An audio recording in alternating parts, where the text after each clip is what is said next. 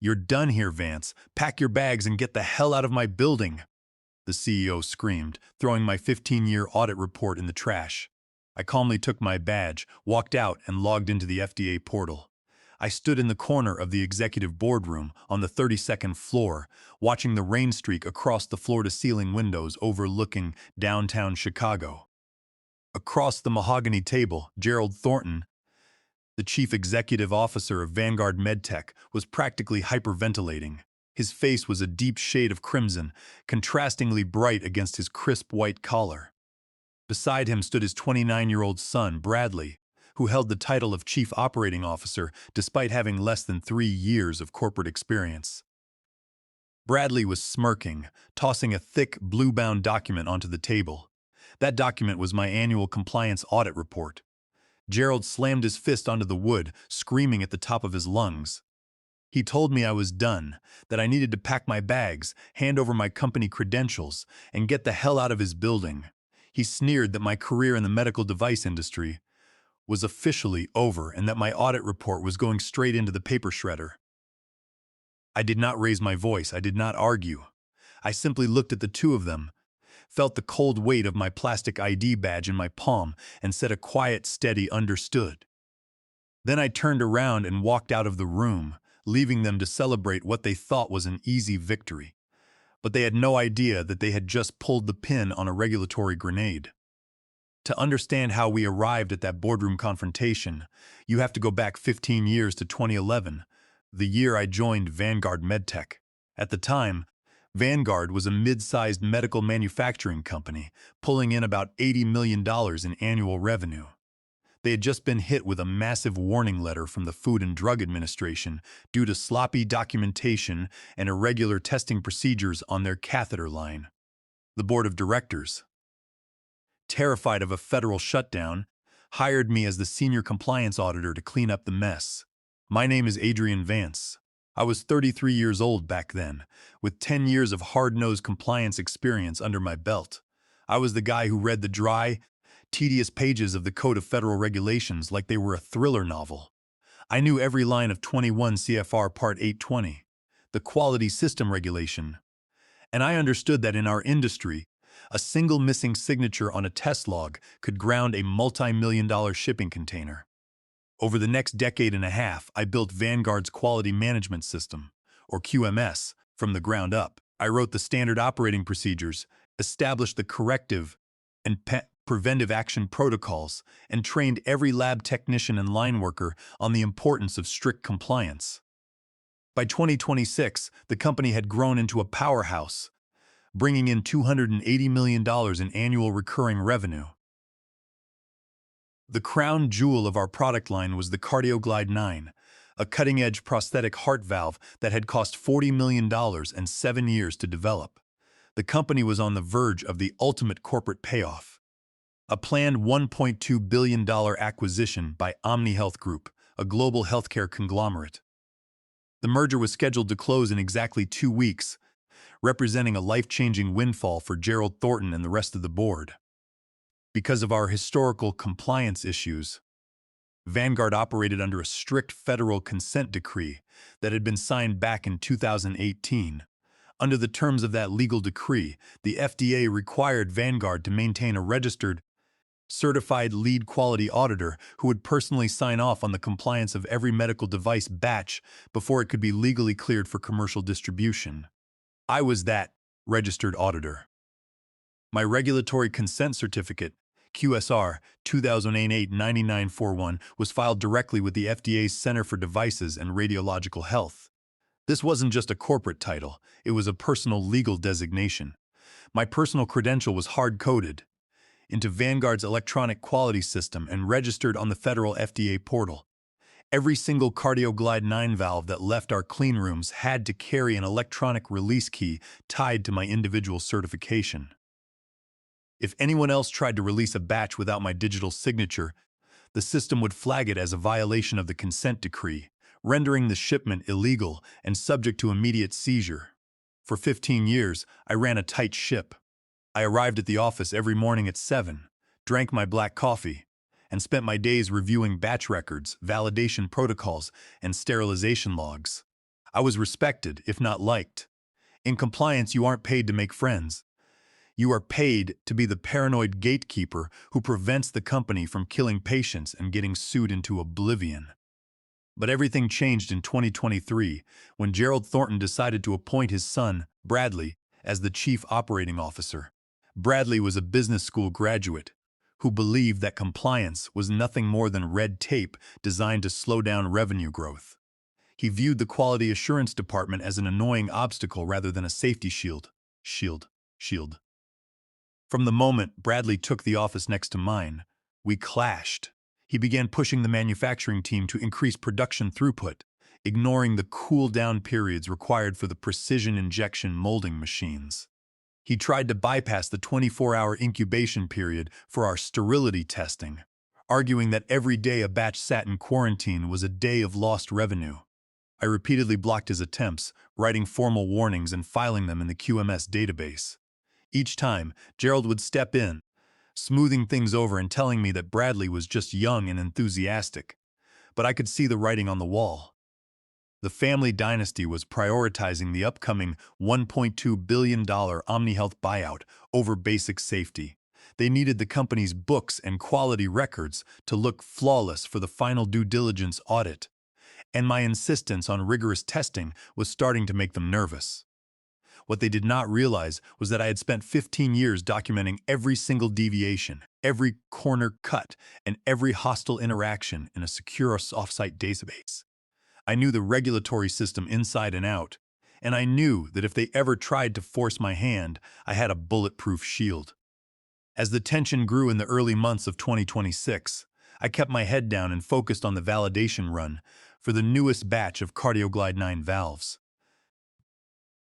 Little did I know, the collision course was already set, and the collision would happen over a batch of heart valves that should never have been approved for human use.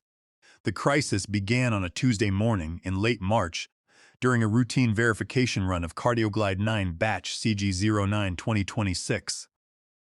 The CardioGlide 9 utilized a thin, flexible polymer leaflet designed to mimic the natural movement of a human heart valve. Because these valves are implanted in patients with severe cardiac disease, they must endure millions of cycles of opening and closing without showing any signs of wear. Part of our standard quality control protocol involved placing random samples from each batch into a high-cycle stress tester, which simulated 5 years of heartbeat cycles over a concentrated 3-week period. Dr. Silas Mercer, our lead lab technician, a quiet, meticulous scientist who had been with the company for 12 years, came into my office with a worried expression. He closed the door behind him and handed me a folder containing the microscopic scan reports. The scans showed distinct, microscopic microfractures forming along the hinge points of the polymer leaflets after simulating only 18 months of use. The material was experiencing premature structural fatigue under cyclic stress. If one of these valves were implanted into a patient, there was a high probability it would tear and fail within 2 years, leading to a catastrophic, potentially fatal medical emergency. I immediately initiated a corrective and preventive action protocol, officially placing batch CG09-2026 on regulatory hold. I instructed Silas to halt the production line and expand the testing to include samples from the previous 3 batches. If the defect was systemic, we would have to pull the product off the market, redesign the leaflet mold, and submit a new 510A pre-market notification to the FDA. A redesign would cost upwards of $40 million and, more importantly, delay the OmniHealth Group merger by at least 12 months. Within 2 hours, Bradley Thornton stormed into my office. He was wearing his usual tailored gray suit, but his tie was slightly askew and his face was tight with anger. He demanded to know why I had halted the CardioGlide 9 line, accusing me of sabotaging the company's valuation right before the merger's final audit. He pointed his finger at my face, shouting that the microfractures were just an academic anomaly, a minor statistical outlier that didn't justify shutting down a multi-million-dollar operation. He told me that the acquisition depended on us, showing continuous uninterrupted shipping logs for the CardioGlide 9. I calmly opened the quality manual and pointed to Section 8.4, which detailed our regulatory obligations under federal law. I explained that under 21 CFR Part 820, We had a legal and moral duty to investigate any product deviation that could impact patient safety. I told him that I would not release the batch until we conducted a full root cause analysis. Bradley sneered, leaning over my desk. He said that my job was to manage compliance, not play doctor. He told me to sign the batch release form, indicating that the validation tests had passed with no deviations. He claimed he had already cleared it with his father, and they were willing to take the calculated risk. I looked Bradley in the eyes and told him that falsifying FDA quality records was a federal felony and that my signature would never appear on a fraudulent document. Bradley laughed, a cold, arrogant sound. He told me that I was a relic of the old vanguard, an overpaid bureaucrat who didn't understand the realities of modern business. He told me that if I didn't sign the release forms by the end of the week, he would find someone who would. He slammed my office door so hard the glass rattled in its frame. For the next 3 days, I monitored the QMS database. On Friday morning, I discovered that someone had logged into the system and manually overridden the regulatory hold on batch CG09-2026. The digital signature on the override belonged to Bradley Thornton. He had used his administrative COO credentials to bypass the quality system, clearing the defective valves for shipping. Not only that, but he had uploaded a fabricated testing log, claiming that the high-cycle stress tests had shown 0 signs of material fatigue. They were preparing to ship 300 defective heart valves to distribution centers across the country, all to ensure their $1.2 billion buyout went through without a hitch. I immediately compiled the original test logs, the microscopic scans showing the microfractures, and the system audit trail showing Bradley's unauthorized override. I printed 3 copies of the complete file and walked straight into the executive boardroom on the 32nd floor, where Gerald and Bradley were meeting with the company's outside legal counsel.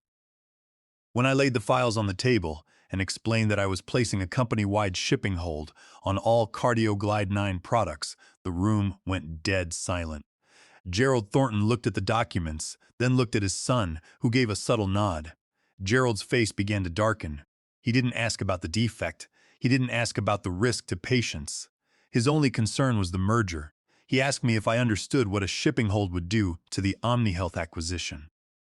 He said that if we delayed the closing, OmniHealth had the right to walk away from the deal entirely under the material adverse change clause of the contract.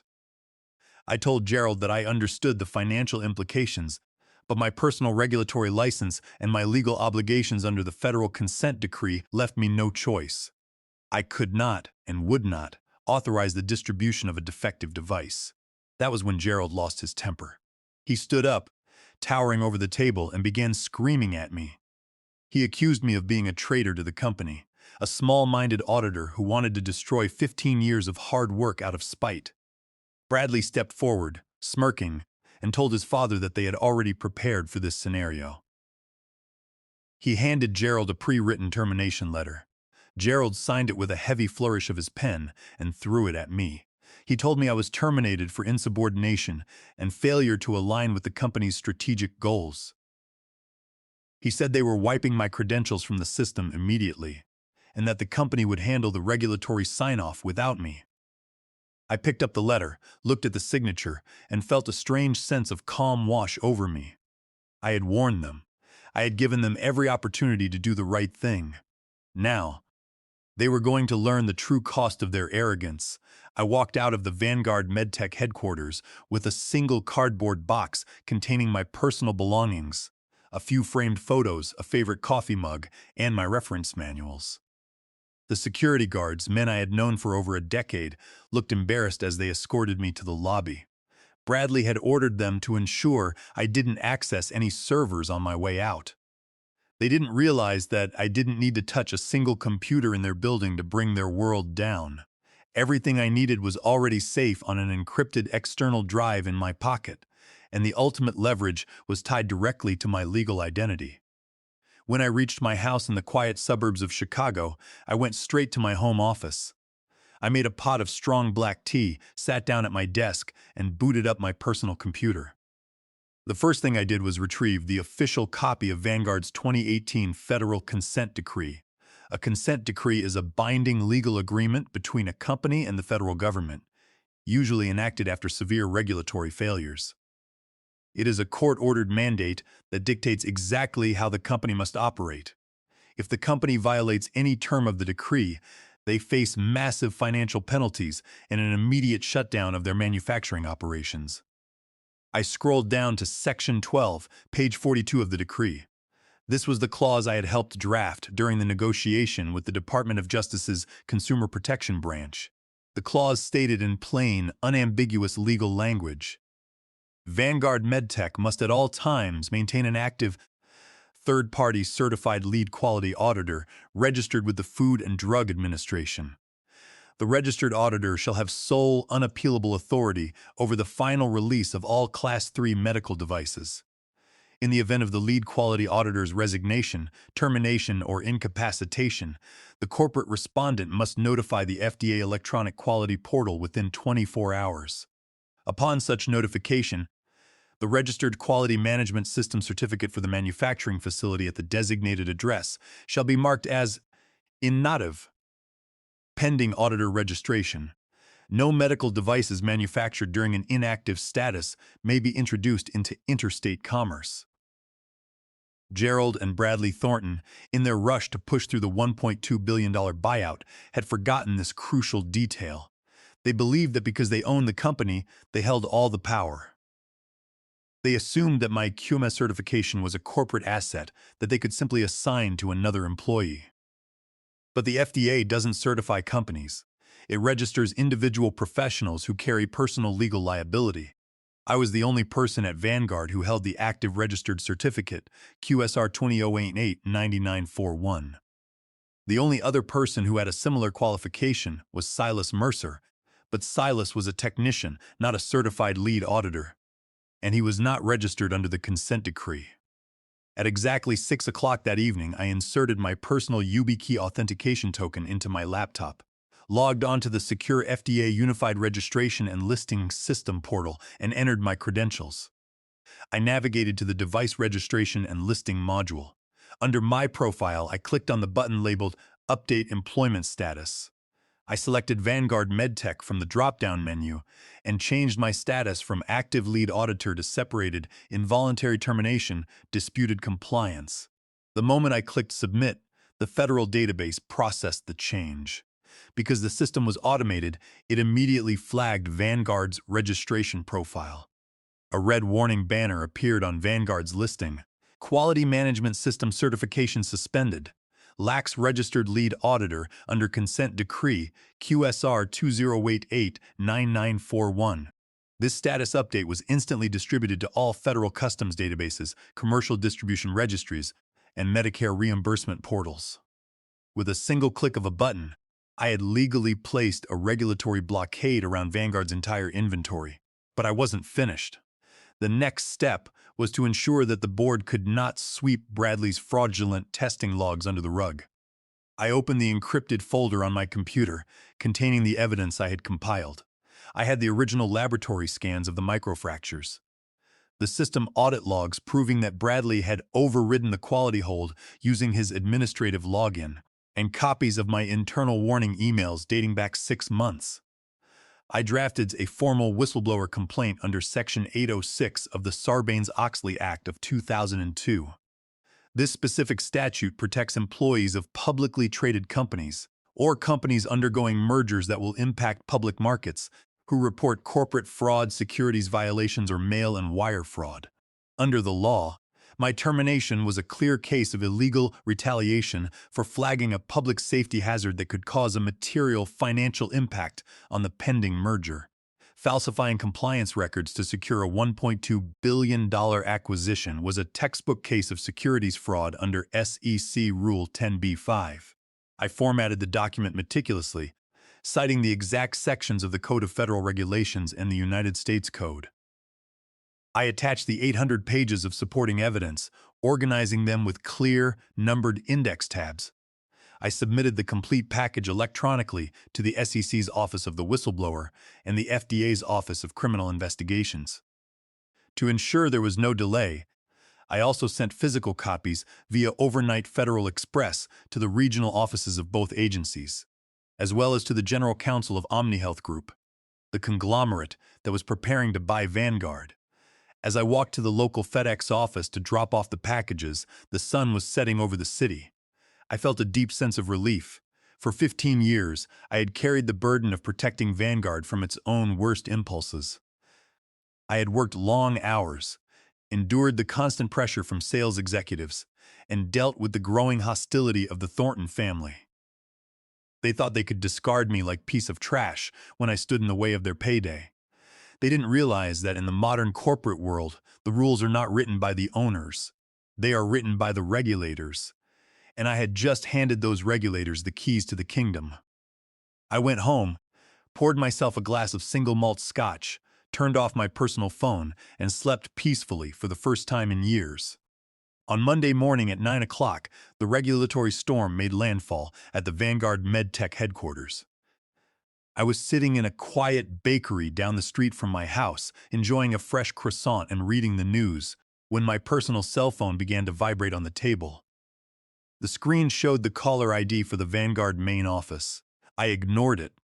10 minutes later, Bradley Thornton's personal number flashed on the screen. I ignored that too. Over the next hour, my phone rang 27 times. They sent text messages, voicemail notifications, and urgent emails to my personal address.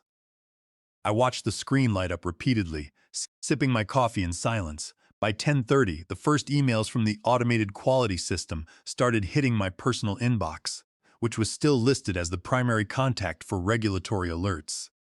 Because I had updated my status on the FDA portal on Friday evening, the system had spent the weekend processing the change. At 8:30 Monday morning, when the first shipping containers of CardioGlide 9 valves were scanned at the distribution dock for dispatch to hospitals, the logistics database blocked the transaction.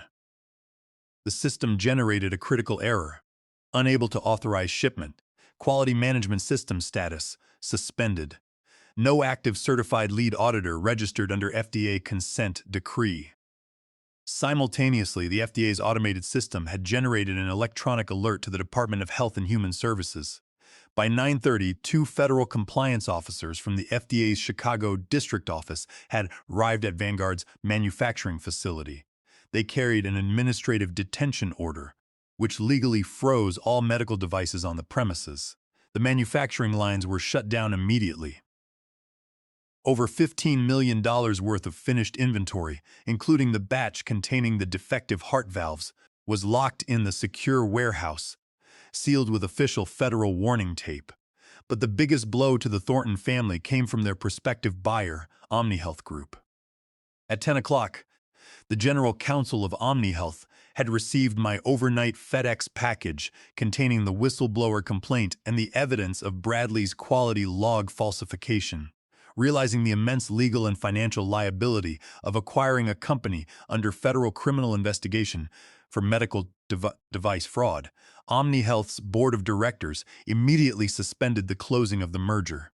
They issued a public statement announcing that the transaction was put on indefinite hold pending a comprehensive independent forensic audit of Vanguard's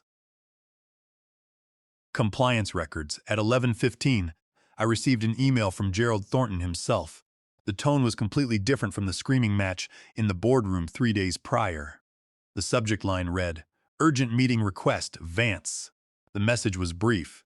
"Adrian, please call me. We need to resolve this communication issue immediately. Let's meet at the Madison Cafe at noon. I am prepared to discuss a mutually beneficial solution." I arrived at the Madison Cafe, a quiet, high-end restaurant near the financial district, at exactly 12:15. Gerald Thornton was already sitting in a corner booth. He looked like he had aged 10 years over the weekend. The dark circles under his eyes were prominent, and his expensive suit looked slightly crumpled. Bradley was not with him, which was a strategic choice. They knew that Bradley's presence would only provoke me. As I sat down, Gerald didn't scream or slam the table. He leaned forward, speaking in a low, urgent voice. He told me that there had been a terrible misunderstanding. He claimed that Bradley was young and headstrong, and that he had acted without full authorization when he overrode the quality hold. He said the company was willing to rectify the situation immediately. He opened a leather folder and pushed a document toward me.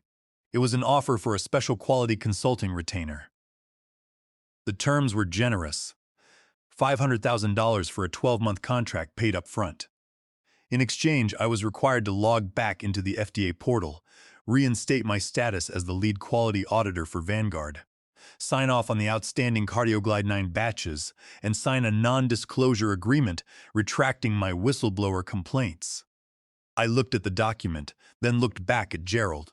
I asked him if he really thought I was stupid enough to sign my name to a fraudulent release form in exchange for a bribe, especially now that the FDA and the SEC had the original test logs. I pointed out that if I signed that release, I would be committing a federal crime and sharing the criminal liability for any patient deaths caused by the defective valves. I pushed the document back to his side of the table. I told him that I had no interest in his consulting retainer. I reminded him of Clause 14C of my original executive employment agreement, which I had negotiated when I joined the company. Clause 14C was a specific protection clause designed to prevent retaliatory termination for compliance actions. It stated that if I was terminated without cause or for refusing to authorize a non-compliant action, the company was legally obligated to pay me 12 months of my base salary of $220,000 multiplied by a factor of 2. That equaled a cash severance payout of $440,000, payable within 10 days of termination. I told Gerald that I expected the full $440,000 to be wired to my bank account by the end of the week, as contractually obligated. If the payment was delayed by even 24 hours, my lawyer, Cynthia Fowler, would file a breach of contract lawsuit in federal court, adding public charges of retaliatory termination under the Sarbanes-Oxley Act, which would make their legal troubles even more visible to OmniHealth. Gerald stared at me, his eyes wide with a mixture of anger and desperation. He asked me what it would take to get me to withdraw the FDA and SEC complaints. I looked at him and said, "It's too late for that, Gerald. The packages were delivered this morning. The regulators already have the data. The only thing left for you to do is decide how you're going to explain this to the federal prosecutors." I stood up, walked out of the cafe, and left him alone with his useless $500,000 contract. By Friday afternoon of that same chaotic week, Vanguard MedTech's corporate board of directors finally realized that the Thornton family was a liability they could no longer afford to carry. The board convened an emergency meeting without Gerald and Bradley present. Faced with the reality of an active FDA criminal investigation, a frozen manufacturing plant, and a collapsing merger, the independent directors voted unanimously to remove Gerald Thornton from his position as Chief Executive Officer and Bradley Thornton from his position as Chief Operating Officer. They were escorted from the building by the same security team that had escorted me out just days before. To save the company from bankruptcy, the newly appointed interim management team had to clean the slate. They immediately reached out to my attorney, Cynthia Fowler. They didn't try to negotiate or contest the terms. On Monday morning, exactly 7 days after my termination, a wire transfer of $440,000 cleared in my bank account. It was the full double multiplier retaliatory severance payout under Clause 14C of my contract, tax withheld and paid in full. But the real fallout was just beginning for Vanguard and the Thorntons. The FDA's Office of Criminal Investigations, working alongside federal prosecutors from the Department of Justice, initiated a formal criminal investigation into the quality log falsification. They seized the company's servers and subpoenaed the internal communications between Bradley and the manufacturing team. Bradley's digital signature on the manual QMS override, combined with the emails where he ordered the testing logs to be fabricated, provided an open and shut case of regulatory fraud. Bradley Thornton was officially indicted on 3 counts of violating the Federal Food, Drug, and Cosmetic Act by introducing adulterated medical devices into interstate commerce, as well as 1 count of wire fraud. He eventually entered into a plea agreement, pleading guilty to a single felony count of regulatory fraud to avoid a lengthy prison sentence. He was sentenced to 2 years in federal prison and barred for life from serving as an officer or director of any medical manufacturing company in the United States. Gerald Thornton, though not facing prison time, was forced by the board to surrender a significant portion of his stock options to cover the legal defense costs and was permanently disgraced in the healthcare community. Vanguard MedTech managed to survive, but at a devastating cost. The FDA lifted the quality system suspension only after the company agreed to destroy the entire Defective CardioGlide 9 batch CG09 2026, implement a complete redesign of the leaflet mold under the supervision of an independent third-party monitoring firm, and pay a massive $50 million civil penalty to the federal government for violating the 2018 consent decree. With the regulatory path finally cleared, OmniHealth Group agreed to resume the acquisition, but they renegotiated the purchase agreement on their own terms.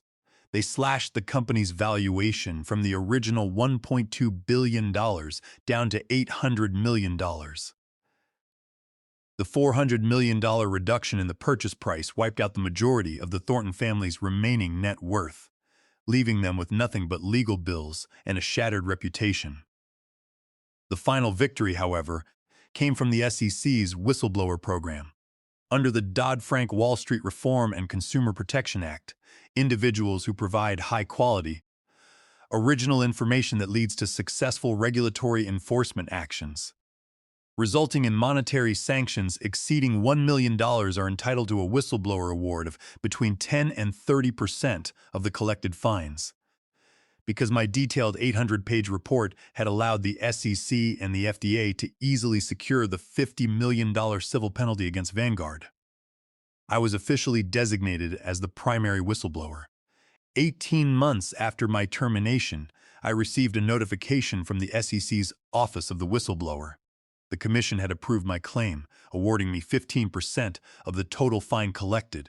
That payout amounted to $7.5 million, paid directly to me by the federal government. Today, I am 48 years old, and my corporate career is officially over. I sold my house in Chicago and bought a quiet, mid-century modern home overlooking the Pacific Ocean in Southern California. I spend my days walking on the beach, consulting for small medical startups that actually care about patient safety, and enjoying my retirement. Every once in a while, I search the news for Vanguard MedTech or the Thornton family. Sometimes I look at my framed FDA certificate hanging on the wall of my new study, Certificate QSR 22088-9941. It's a reminder of a career spent holding the line against corporate greed. They thought my insistence on compliance was just a minor hurdle, an annoying detail they could bypass to make themselves rich. They didn't realize that in our industry, quality isn't a suggestion, it's the law. And they didn't realize that when you fire the person who holds the key to your business, you might just find yourself locked out of your own empire.